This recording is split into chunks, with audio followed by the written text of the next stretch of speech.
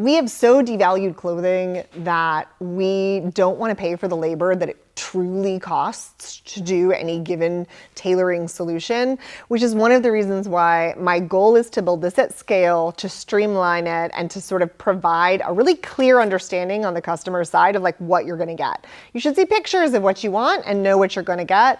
And only then, in that way, can we make the cost-benefit analysis work, right? The unit economics of sewn trades doesn't work unless you're doing it at a really, really big scale. And so if I am a small tailor, I absolutely have to charge, and I absolutely should be charging for every single operation differently. But I also have a much more hands-on ability to make decisions about a garment or do much more complex things to a garment.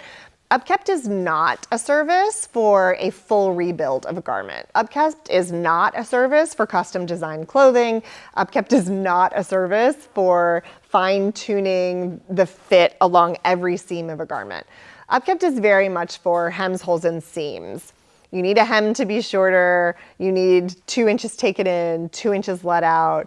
And in that way, I think that it's really not about replacing the tailoring industry, but just making a more easily accessible set of services to the folks who are, like I said, 90% of Americans have never been to a tailor because it's intimidating. And I also think that if people get used to the idea of Upkept, it kind of brings the whole industry up because it's just made it a little bit more accessible.